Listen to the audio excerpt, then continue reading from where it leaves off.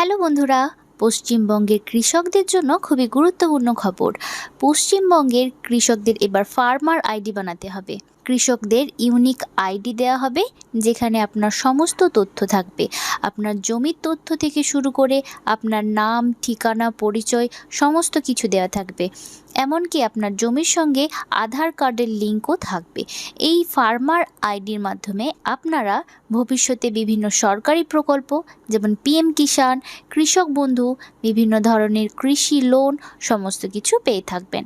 এই কৃষক আইডি এতদিন পশ্চিমবঙ্গ রাজ্যে চালু ছিল না, তবে অন্য রাজ্যে চালু ছিল এই আইডিটি। তবে নতুন সরকার আসার পর পশ্চিমবঙ্গেও কিন্তু এই ফার্মার আইডিটি চালু হতে চলেছে। তো আপনারা এই ফার্মার আইডি কিভাবে বানাবেন, কি কি ডকুমেন্ট প্রয়োজন, সমস্ত কিছু আপনাদেরকে এই ভিডিওতে জানাবো। ভিডিওটি বেশি বেশি করে বন্ধুদের মাঝে শেয়ার করে দেবেন, যাতে তারাও ফার্মার আইডি সম্পর্কে আপডেটটি পেয়ে যায়। তবে চলুন আজকের মূল আলোচনা শুরু করি। এই প্রকল্পটি এগ্রিস্ট্যাক প্রকল্পের অধীনে তৈরি করা হচ্ছে। বিশেষ তথ্য ভাণ্ডার কিন্তু তৈরি করা হচ্ছে কৃষকদের জন্য। প্রথমে আপনাদের সঙ্গে শেয়ার করব যে এই এগ্রিস্ট্যাকটি কি। এগ্রিস্ট্যাক হচ্ছে কৃষিক্ষেত্রে ডিজিটাল প্রযুক্তি ব্যবহারের একটি উদ্যোগ। এর মূল উদ্দেশ্য হলো কৃষকদের এবং তাদের কৃষি জমি ও কৃষিকাজ সংক্রান্ত তথ্যকে একটি ডিজিটাল কাঠামোর মধ্যে আনা। এর মাধ্যমে কৃষকদের সরকারি পরিষেবা যেমন ভর্তুকি, ঋণ, বীমা এবং বিভিন্ন কৃষি সংক্রান্ত সুযোগ সুবিধা আরও দ্রুত ও নির্ভুলভাবে পৌঁছে দেওয়ার চেষ্টা করা। তো এই এগ্রিস্ট্যাক বা কৃষক আইডি কিভাবে আপনাদের কাজ করবে?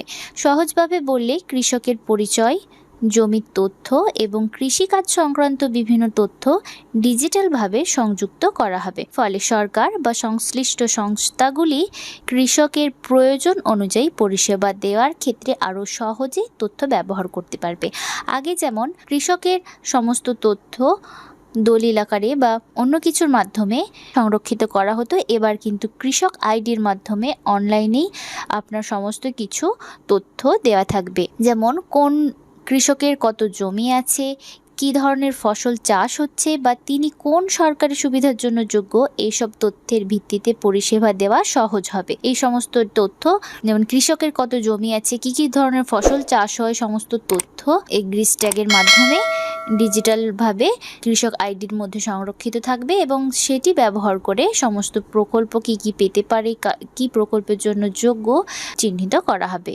এতে করে কৃষকের কী সুবিধা হতে পারে? তো প্রথমত সরকারি প্রকল্পের সুবিধা পাওয়ার প্রক্রিয়া আরও দ্রুত হবে। দ্বিতীয়ত কৃষি ঋণ ও ফসল বীমার মতো পরিষেবাগুলি দেওয়ার ক্ষেত্রে তথ্য যাচাই সহজ হবে।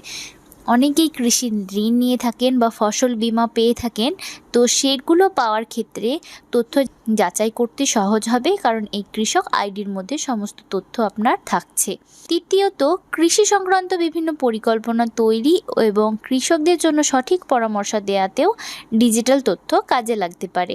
এগ্রিস্ট্যাক ভারতের কৃষিক্ষেত্রে ডিজিটাল পরিবর্তনের একটি গুরুত্বপূর্ণ পদক্ষেপ হতে পারে। সঠিকভাবে বাস্তবায়িত হলে এটি কৃষকদের সরকারি পরিষেবা পাওয়ার সহজ করতে এবং কৃষি ব্যবস্থাকে আরও তথ্য নির্ভর করতে সাহায্য করতে পারে। তো এই যে এগ্রিস্ট্যাক প্রকল্পের আন্ডারে কিন্তু ফার্মার আইডি নিযুক্ত করানো হচ্ছে। এখানে কোথায় আপনারা এই ফার্মার আইডিটি বানাবেন এবং কি কি ডকুমেন্ট আপনাদের প্রয়োজন পড়বে সেটি এবার আপনাদের সঙ্গে শেয়ার করব। তো প্রথমে আপনাদের সঙ্গে শেয়ার করব যে ডিজিটাল আইডি বানাতে গেলে কি কি ডকুমেন্ট আপনাদের প্রয়োজন পড়বে। প্রথমে আপনাদের আধার কার্ড তো প্রয়োজন হচ্ছেই, তার সঙ্গে ভোটার কার্ড, জমির পর্চা লাগবে, তার সঙ্গে মোবাইল নম্বর। এই সমস্ত ডকুমেন্টগুলি আপনাদের লাগবে। তো কোথায় আপনারা এই ফার্মার আইডিটি বানাবেন? তো বিভিন্ন জায়গায় ক্যাম্প বসবে, সেই ক্যাম্প থেকে আপনারা ফার্মার আইডি কার্ডটি বানিয়ে নিতে পারবেন। এখনও কিন্তু অনলাইনে এই ফর্মটি বানানো হচ্ছে না বা এই আইডিটি বানানো হচ্ছে না। ফার্মার আইডিটি অনলাইনে করতে গেলে অনেক জটিলতার সম্মুখীন হতে হচ্ছে। বিভিন্ন জায়গায় ক্যাম্প বসছে, সেখান থেকে আপনারা বিনামূল্যে এই ফার্মার আইডি কার্ডটি বানাতে পারবেন। যখন অনলাইনে এই প্রক্রিয়াটি চালু হবে আপনাদের আমি ফর্ম ফিল আপ করে আইডিটি বানিয়ে দেখাবো যে কিভাবে এই কৃষক আইডি কার্ডটি বানাতে হবে। তো আশা করছি আপনাদেরকে আমি সহজভাবে বোঝাতে পেরেছি। আপনাদের যদি কোনো প্রশ্ন থাকে অতি অবশ্যই কিন্তু কমেন্ট বক্সে লিখে জানাতে ভুলবেন না। আর আপনারা কোন জেলা থেকে এই ভিডিওটি দেখছেন সেটি অবশ্যই কমেন্ট বক্সে লিখে জানাবেন। এরকম আরও ভিডিও পেতে আমাদের চ্যানেল বাংলা অনলাইন টিপসকে সাবস্ক্রাইব করতে কিন্তু ভুলবেন না। ভিডিওটি শেষ পর্যন্ত দেখার জন্য অসংখ্য ধন্যবাদ।